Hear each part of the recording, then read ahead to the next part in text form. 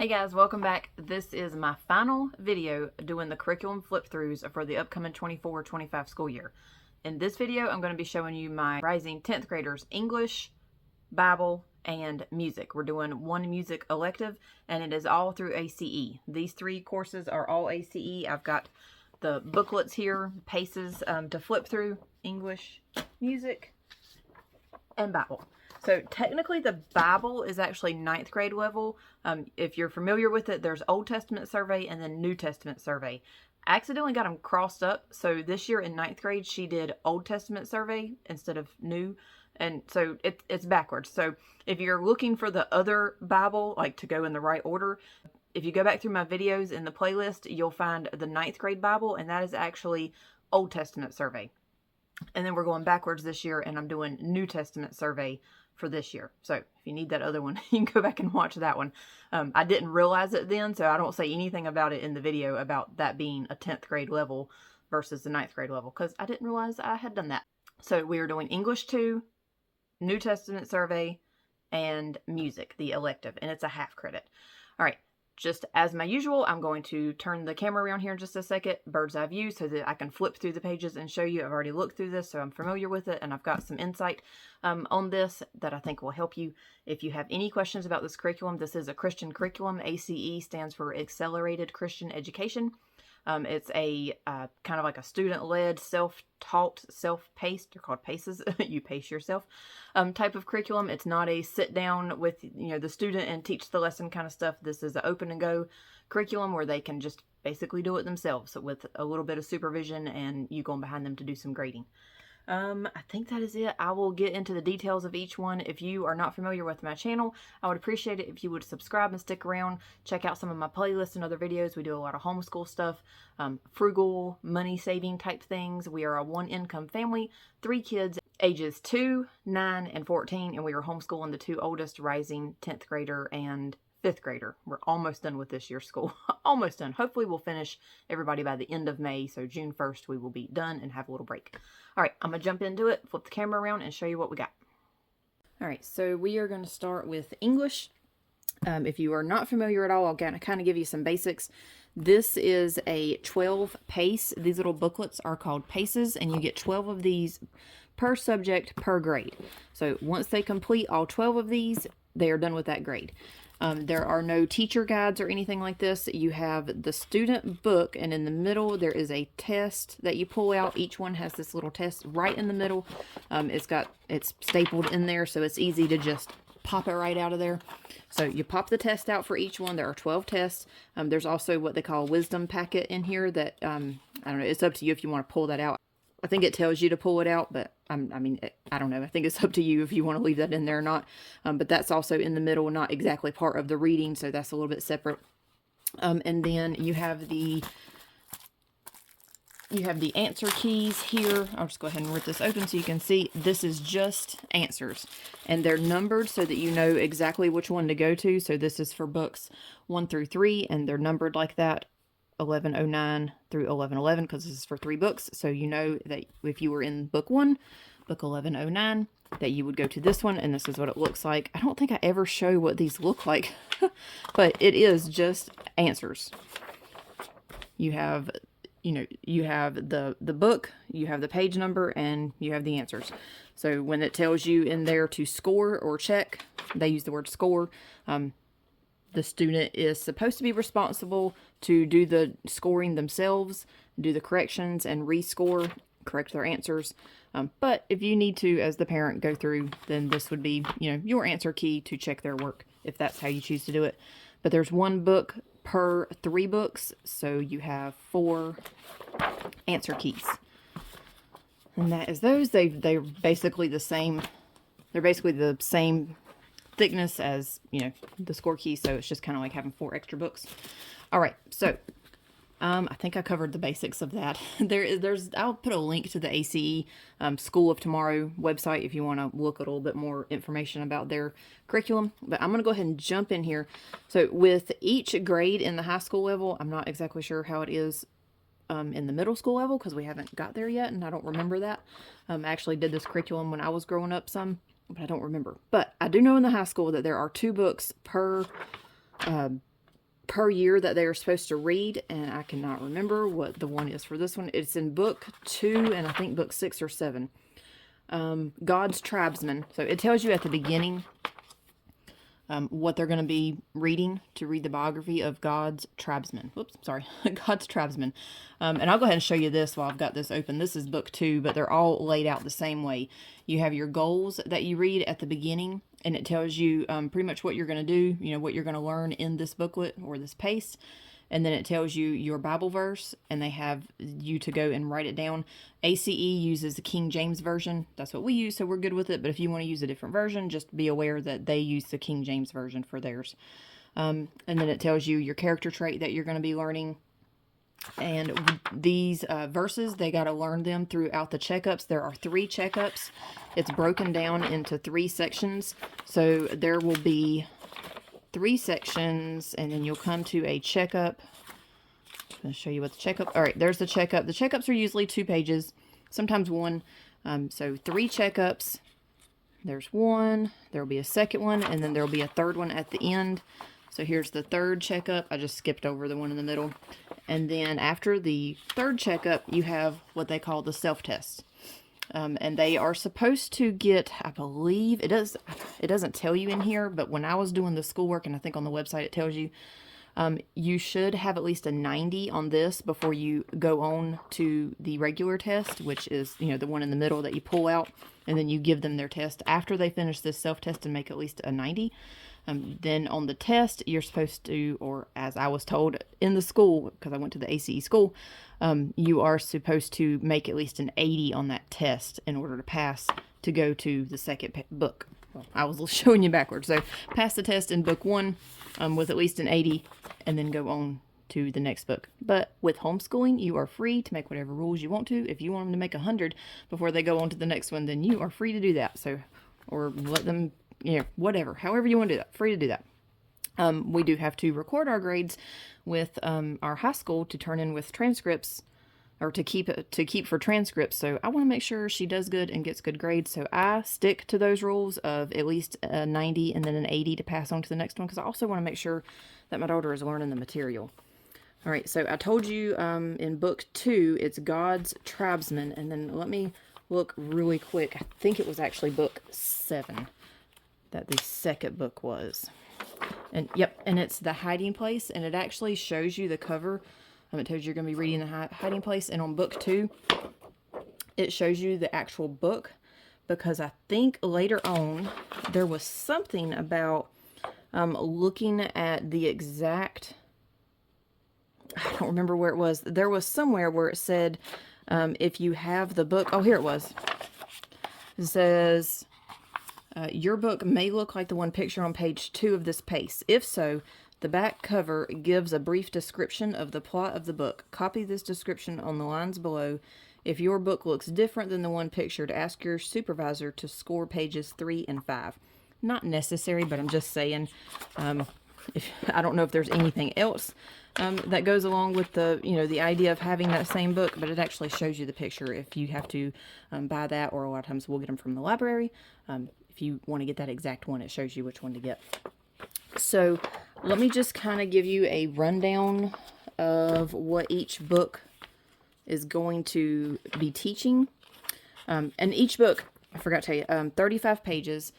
So the planning, I don't normally like go into the planning because I've been using a curriculum that has like a schedule in it. But what we do is with each page, with each book being 35 pages plus the test, we do about 36 weeks of school. If we want to get 12 books done in 36 weeks, we need to get 1 book done in 3 weeks' time. So 5, 10, 15 days to do, well, on day 15 would be taking the test. So 14 days to do 35 pages. We would do 35 divided by 14. That would give you doing 2 to 3 pages a day in order to finish 1 book in 14 days and then take the test. I pushed for 3 to 4. I may have done my math wrong on there. You have to do the dividing.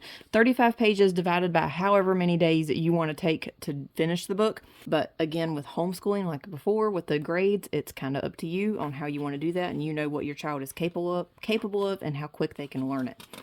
So basically with this English, and it was something that I liked because we have done some other English with the like the high school and middle school.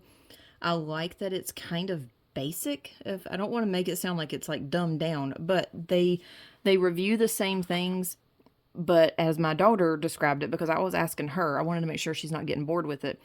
Like here, it says, learn the parts of a paragraph. That seems very basic, like middle school stuff. But my daughter explained it. She said that yes, that she is repeating things, but with each grade level, it seems to get more and more in depth.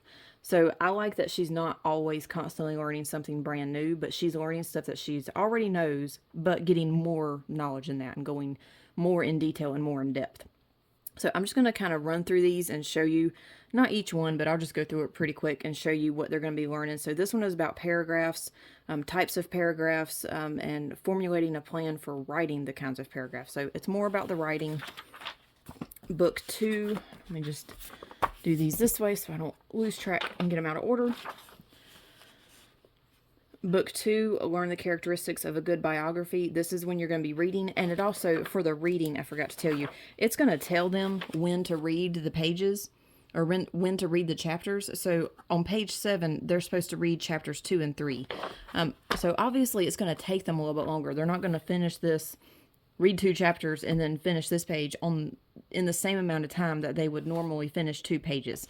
So what we do is, depending on how long the book is, how boring the book is for my daughter, and how long it takes her to read it, because if it's boring to her, she's not going to read it super fast. I will go ahead and figure in a day, or tell her to figure in a day or 2 extra or whatever for the reading, because I don't want her to take, we try not to take more than 45 minutes per subject per day. So if it's going to take longer than that, I'll go ahead and add another day onto her schedule. So this was where they start reading. And then again, this looks like super basic, but it's just relearning stuff that they've already learned in more detail. To learn and apply capitalization rules, characteristics of a good biography, to learn to apply the rules of quotation marks. So it's just common stuff.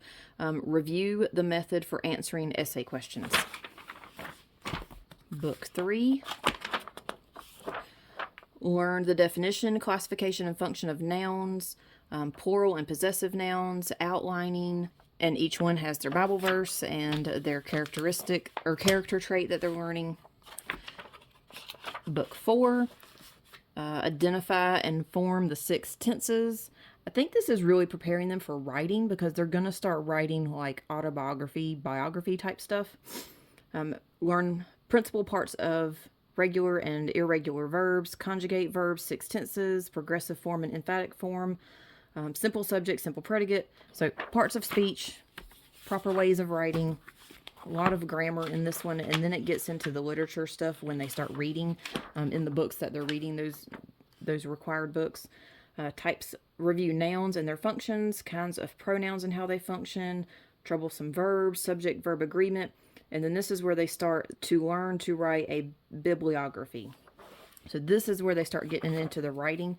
Oh, and I forgot to tell you, I think this is probably where it starts. It may have been a little bit earlier, but there are a lot of places that I noticed where it'll say to write on a separate piece of paper. So they're definitely going to need a separate notebook, binder, whatever you want to use for that, or journal, whatever, composition, whatever you want.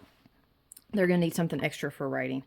Characteristics of adjectives, adverbs, to learn the degrees of comparison for adjectives and adverbs, prepositional phrases, conjunctions, etymologies, and then more about the bibliography. And they're all laid out the same way. You got 3 sections, 3 checkups, the self-test, and then the test. Book 7, this was when they start reading The Hiding Place. And there's more writing that happens. Let's see, the reading, examine some things about the author's styles, identify participles, principles, improve your writing, because they're going to be writing. And this is I'll just show you the self-test on this one. Questions about the book, diagramming sentences, more diagramming. They have to write the verse at the end. Let's see, book 8. Review the plot. So book 8, they're still doing The Hiding Place. It's not just in the one book. Review verbals, characteristics of biographies and autobiographies. Answer essay questions about The Hiding Place. So more writing as you progress through this grade level. There's going to be more writing to be doing. Book 9. Review the characteristics of biographies and autobiographies. Write a chapter of your autobiography. Review the parts of speech, phrases, and clauses. So again, more writing to be done.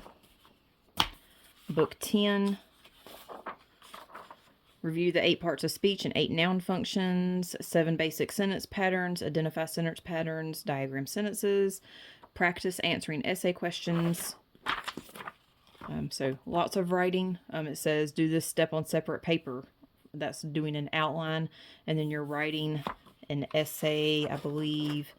Follow the steps and refer to the excerpt above to answer the following essay question. So they're really focusing on the writing here, which is fine for my daughter. She loves to write. But if you have a child that struggles with writing, doesn't like writing, you may have to, like I have to do with some of my other stuff with my daughter, when we get to things that she doesn't interest her at all, you may have to tweak it a little bit. Maybe change what they're writing about. You don't have to follow everything exactly. You can change it up a little bit to, go along with what your kid needs. All right, this is where we at. Book 11, almost done. There's 12 books. Book 11, review how to use the library. Review the use of reference books. To learn about the Reader's Guide to Periodical Literature. To learn to use note cards and source cards. To use source cards to write a bibliography. I told my daughter that I'll just have to wait and see when we get here. These books, this curriculum has been around for a long, long time. This is a 2002 revision. I'm not sure that this is going to be completely accurate with the way that we do research now.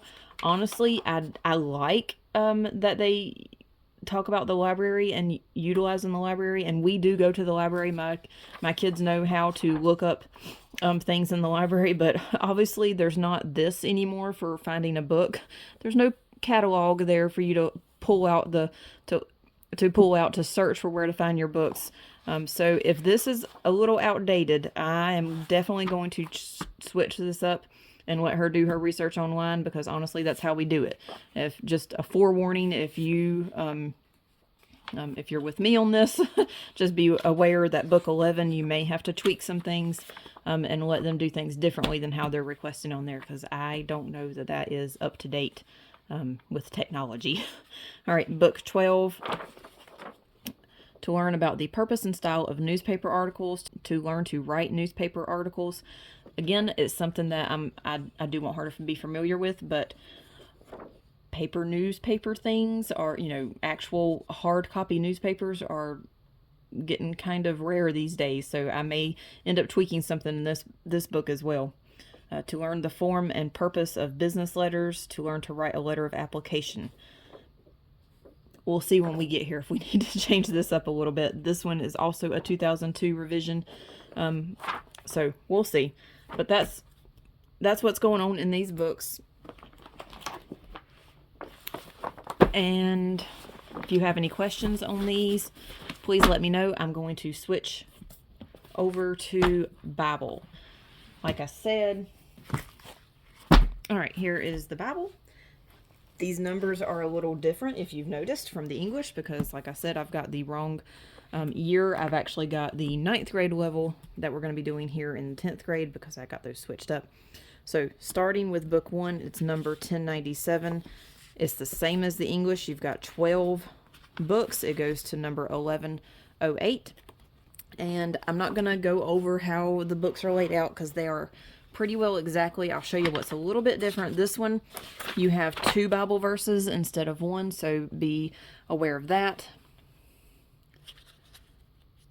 Trying to think. There's no extra reading. There's no books that go along with this. It does look slightly different. It gives you your verses that you're going to be learning right here, your goals, what you're going to be learning about, and this is New Testament survey, so we're going Matthew through Revelation in these books. So this one is where you start Matthew. I'll just fold this over so you can see it really quick. At first, it goes over just general information about the New Testament, and then you start looking into the book of Matthew and reading some of the book of Matthew. And it has you going, I don't think, let me see where it starts reading. It tells them to read, so they're gonna basically be reading through the New Testament just like they did with the Old Testament. I'm trying to find where it starts having them read it, because it's not at the very beginning. All right, so like you can see right here, this isn't where it started, but follow the outline as you read in Matthew 5 through 7. So they're supposed to read those 3 chapters and look along here as they're reading, and it kind of tells them, like, you know, what they're reading about. Let me see if I can go back and find where they start reading it. All right, here, so page 22 of 43. These books have 43 pages in them. On page 22 is when it actually has them start the reading. So everything at the beginning, here's the little test booklet to pull out. Everything at the beginning is just kind of a quick review of what the New Testament is. And then you got the self-test with the 2 verses. I'm trying to remember if there was anything extra that goes along with this. I don't think so. I think it's just you need your paces, you need your answer keys, which are right here, same as the English, and you need your Bible. Again, they use a King James version, so the verses that they already have laid out for you, or anything that they're quoting out of the Bible, is going to be King James version. And it's pretty self-explanatory. You're going through the New Testament. So you've got book 1 of reading Matthew, and then you get to book 12, and you're doing the book of Revelation. And you're going through the book of Revelation, reading it. Let me show you where they start reading it. It kind of does a overview at the beginning, talking about the type of, or talking about the book before it has you start reading it. I think it does that in all of them. So there's the first checkup. And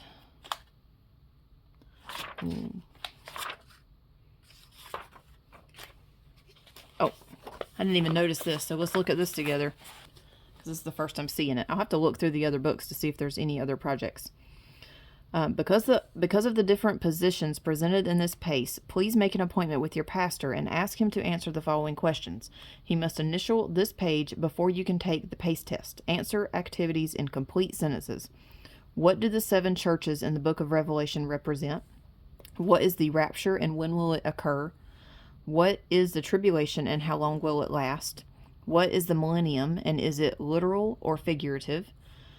Have the events in Revelation already happened? Are they still in the future, or are they symbolic? And then you have your pastor's initial there. So do with that however you need to do that. My daughter will have a heart attack, but I will probably encourage her and have her do the appointment with our pastor. He will be more than happy to do this, sit down with her and answer these questions. That shouldn't take, no more than 5 or 10 minutes to answer those questions. And that seems like that's probably not something that's going to be in every book. I'll flip through real quick before I finish and tell you if I see anything. Okay, I was looking for where they start reading in Revelation, and I'm not seeing it yet. Carefully read. There's the test. Maybe it is halfway in all of them. All right, yeah, it is halfway. So the beginning parts of the books, they are kind of doing an overview of the book and I guess getting information about what that book is talking about. And then this is on page 22, and that is where it tells you follow this outline as you read Revelation 1. And it tells you what you're reading about. So you read Revelation 1, and then you answer questions. Get to this page, read Revelation 2 and 3, and you're answering questions. So be prepared that these pages, you're not just doing the work. You're not just reading stuff in here and answering questions. You're also reading chapters in your Bible as you answer these questions. So it'll take a little bit longer than what it appears. All right, pretty self-explanatory. I'm going to move on to the music elective, also an ACE curriculum. All right, here we go. This one is a half semester, half credit elective. So instead of 12 books, we have 6 books, and then we have the 2 score keys. And this looks just like a regular thing. It tells you what book, the page, and the answers. It's not a teacher book, it's just an answer key. These are numbered 1 through 6. and just give you a quick overview of how it's laid out. You do not have Bible verses to learn in these books. That is one difference between this and the regular courses. This self-test on the first one is only 2 pages, and as you can see, there are no verses to learn. It does still have the test in the middle of the book that you'll need to pull out before they get started. It's, you know, pop-out thing, just like the other one. It's only 2 pages. So, as far as I know, that's the only, you know, real difference in this versus the regular subjects. It also, one other thing, and I think some of the subjects do this, but not all of them, but the instructions on this one tells them 1 through 3. 1 is to read the entire text to get an overview. So it tells them before they even actually start that they're supposed to read everything in the book. You know, not answer the questions, but read the text before they start. And then number 2, learn the words to know, which are over here. It gives you, like, you know, some vocabulary words. And then step 3 is to start it. You know, do the activities and reread it. So just a real quick, first, actually, let me tell you, I found out in book 6, you are going to need a CD that I did not get. I didn't even realize that I was going to need it. I haven't looked it up. I'm going to go on the A.C.E. website and see if I can find it. But it says, below is a list of the musical selections and excerpts on the audio CD for this pace. So there is a CD that goes with this. And they're supposed to listen to it. I didn't see it until book 6. So if you've already started this, be aware that by book 6, you're going to need a CD. Because it says the instructions, just like the other one, read the entire text, learn the words to know, then complete the activities and reread. Listen to the CD as instructed in the pace. And I'm trying to find somewhere where it tells them to listen to the CD. All right, here's page 5 and 6. It looks like it's probably all throughout the book. It's going to be telling them to do this. So right here it says listen to selections 1 and 2 on the CD. They are excerpts from, and then it gives you it tells you what they're reading, or it tells you what you're listening to. And then here again, you're listening to selection 3. So I got to look this up a little bit more. I will go on the website and see if I can find that CD and link it in the description. But just a heads up, that was in book 6. But let me just give you a real quick overview of what they're learning in this. This one is about the different instruments, the different families: string, woodwind, brass, percussion, keyboard, and just a basic, you know, what is music? Am I musical? What size instrument should I play? Things to do, you know, things that you should do if you're wanting to play an instrument. That is book 1. Book 2. My daughter's already looked at this and she's interested. I think she'll like this. All right, book 2 is sounds, pitch, duration, intensity, and sound quality is what they're going to be learning on that one. Types of pianos, parts of a piano, time signatures, definition of sound quality in the human voice, sound quality in musical instruments. Book 3. Oops.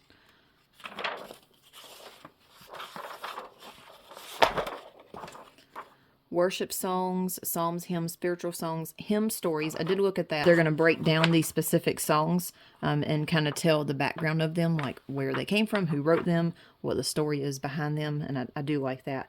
And then the last 2 sections, music notation, such as staffs and clefs, location of keys on the keyboard, and then key signatures. That is book 3. Book 4. Some of this was in color, some of it's black and white. It's just kind of hit or miss. Like, you can see the color on this page.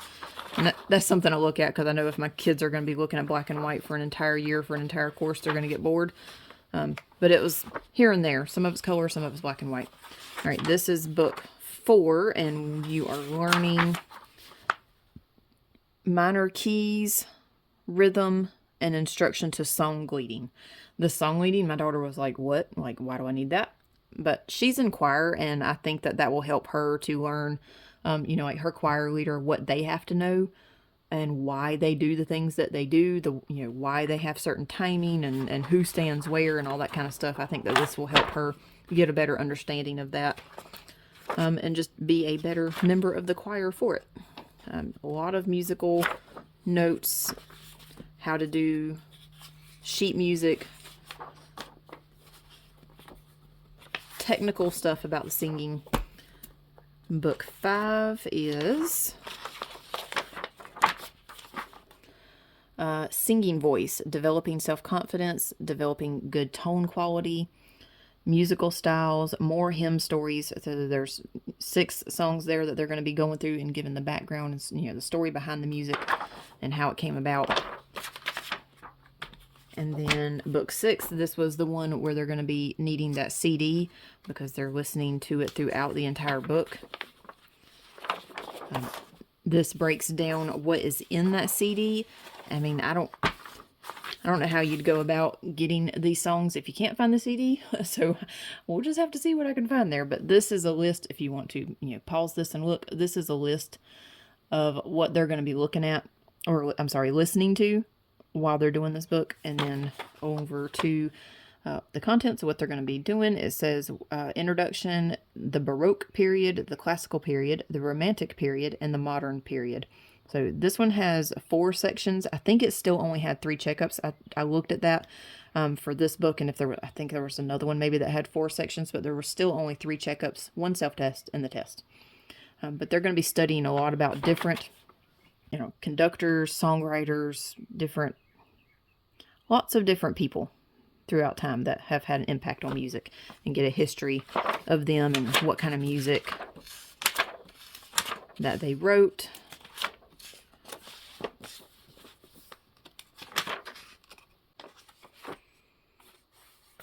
All right, and that is it. That was book 1 through 6. I showed you music, I showed you English, I showed you Bible, and that is it. If you have any questions about any of this, please let me know in the comments, and I will try to go back and, you know, cover anything maybe that I missed, or if you just if you need to get a closer look at something, I can do that, or answer some questions.